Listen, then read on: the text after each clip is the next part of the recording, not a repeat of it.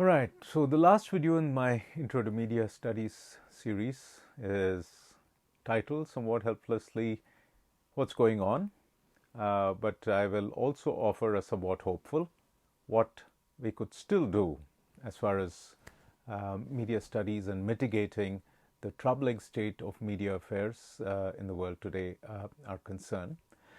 So I think there are three broad concerns that I would like us to think about in this rapidly advancing media environment that we're all living in today. I've talked about the broader theories of media research so far. I've talked about some of the historical context with colonialism and neocolonialism and globalization.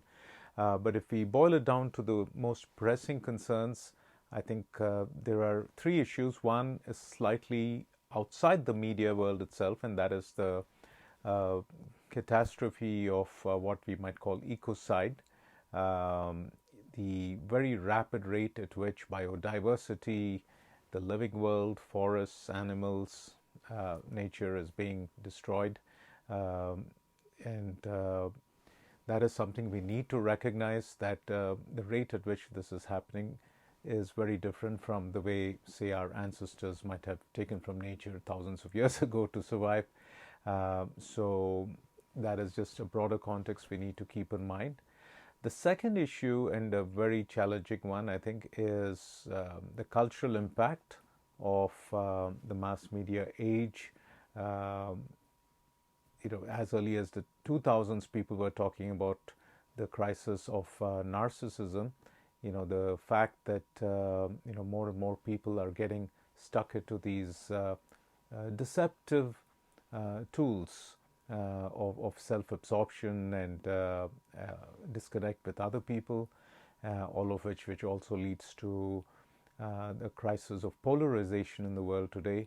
Um, we had one level, I think, of polarization with the advent of mass media, um, and now it's gone to a much more complicated level with our phones and social media and the algorithms and all that. So one way of understanding what's going on, I think, is by looking at it from a generational point of view.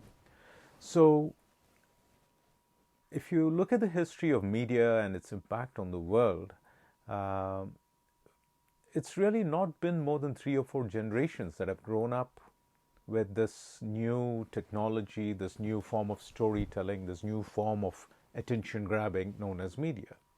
So if you look at cinema, just about 100 years old. Radio, just about 100 years old. Television, 70. Digital media, computers, 20, 30 years.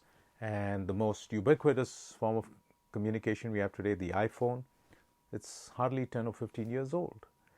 So in all of this planet's long history, and just a human history, uh, this phenomenon of human beings having their eyes and ears and minds and perhaps their whole lives colonized, enslaved by flickering images on the screen, the big screen or the TV screen or now the handheld screen, is very, very new. And excuse me, I think we are just about beginning to recognize that we need to pay very systematic and honest attention to the impact of this very strange cultural, ideological pastime of ours, which is the mass media. Now, some people say, yeah, every new form of communication creates a, panic about it, but it'll pass.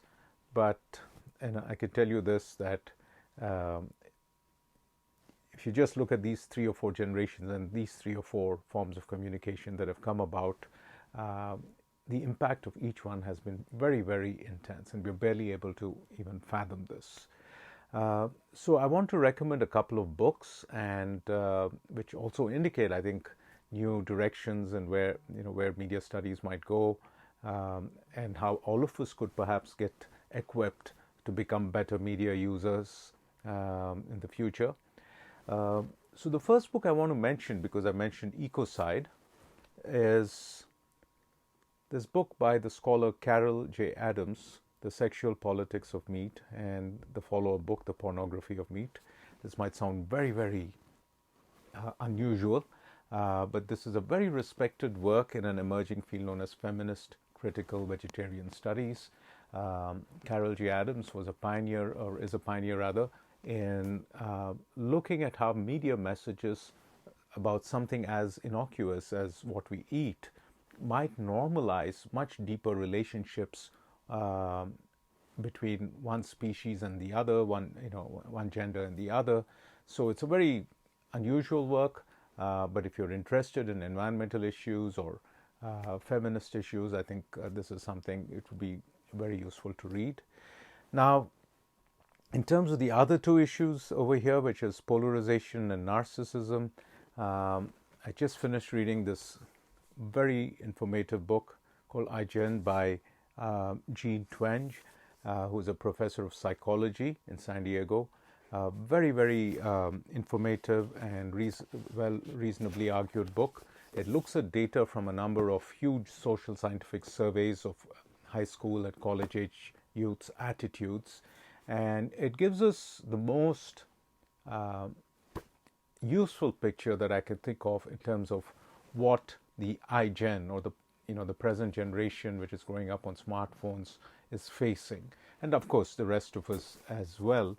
All the usual jokes about boomers and millennials apart, I think we need to recognize that we are probably just the second or third generation in the world to grow up on a diet of mass media, and the promises of mass media being, a catalyst for more democracy and more free speech and more understanding doesn't seem to be happening.